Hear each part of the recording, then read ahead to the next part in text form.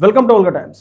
AP మాజీ ముఖ్యమంత్రి వైఎస్ఆర్సీపీ అధినేత వైఎస్ జగన్ పుట్టినరోజు సందర్భంగా తెలంగాణలో జగన్ అభిమానులకు చేదనుభవం ఎదురైంది. తెలంగాణలో జగన్ పుట్టినరోజు వేడుకలను నిర్వహిస్తున్న జగన్ అభిమానులను తెలంగాణ పోలీసులు నిర్బంధించారు. ఎలాంటి అనుమతులు లేకుండా పుట్టినరోజు వేడుకలను బహిరంగంగా జన సంద్రోహం మధ్య చేస్తున్నందుకు వారిపై కేసులు పెట్టి కస్టడీకి తీసుకెళ్లారు. ఈ అంశంపై ఇప్పుడు రెండు రాష్ట్ర రాజకీయాల్లో చర్చ నడుస్తుంది. వైఎస్ జగన్ మీద కోపంతో తెలంగాణ ముఖ్యమంత్రి రేవంత్ రెడ్డి ఆయన అభిమానులపై కేసులు పెట్టారని ఇటు బీఆర్ఎస్ పార్టీ శ్రేణులు అటు వైసీపీ శ్రేణులు ఆరోపిస్తున్నాయి. దీనిపై సోషల్ మీడియాలో కూడా పెద్దగా క్యాంపెయినింగ్ నడిపిస్తూ ఉన్నారు. మరోవైపు రాజకీయ కోణం దాగి ఉందని అంటున్నారు. గతంలో వైఎస్ షర్మిలను రాజకీయంగా పావుగా ఉపయోగించుకున్న చంద్రబాబు నాయుడు ఇప్పుడు తనను బుజ్జగించడానికే ఇలాంటి చర్యలు అంటున్నారు.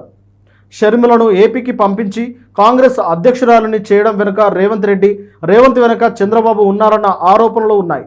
అయితే షర్మిల వారికి ఉపయోగపడింది తప్ప వారి వలన షర్మిలకు ఏ ఒక్క ప్రయోజనం కూడా జరగలేదు. గతంలో షర్మిలకు రాజ్యసభ సీటు ఇస్తా అన్నారు, కానీ అలాంటిది ఏమీ లేదు. పైగా తనను పట్టించుకోవడం లేదు. ఇలాంటి నేపథ్యంలో షర్మిల ఆనందం కోసం బాబు చెప్తే రేవంత్ ఈ ప్లాన్ చేశారంటూ బోగట్ట. కాబట్టి కుటుంబ రాజకీయాల కోసమే జగన్ పుట్టినరోజు నాడు ఆయన అభిమానులను అరెస్టు చేసినట్లు కొంతమంది అభిప్రాయపడుతున్నారు. గతంలో ఆంధ్రప్రదేశ్లో చంద్రబాబు నాయుడు అరెస్ట్ అయినప్పుడు తెలంగాణలో ముఖ్యంగా హైదరాబాద్లో టీడీపీ సానుభూతి పరులు మద్దతుదారులు ప్రొటెస్టులు చేశారు.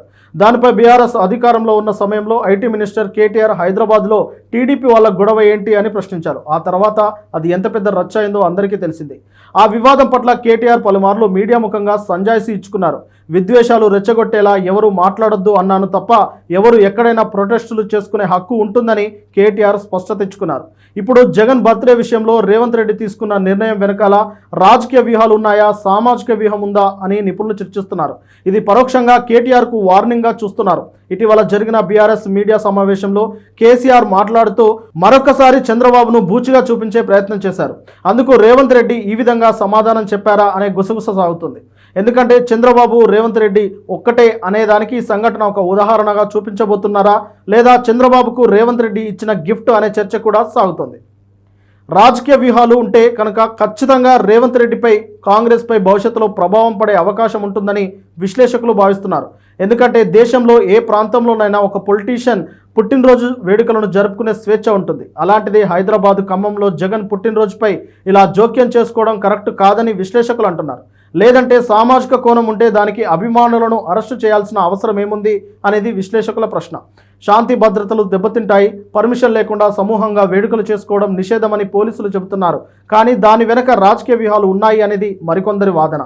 అంటే ఇతర రాష్ట్ర నేతలను బర్త్డేలను తెలంగాణలో జరుపుకోకూడదు అనే దానికి సీఎం రేవంత్ రెడ్డి శ్రీకారం చుట్టారా అంటూ విశ్లేషకులు ప్రశ్నిస్తున్నారు. ఇది ఇలాగే కొనసాగితే రాబోయే రోజుల్లో మరింత క్లిష్టతరంగా పరిస్థితులు మారే అవకాశం ఉంటుందని హెచ్చరిస్తున్నారు.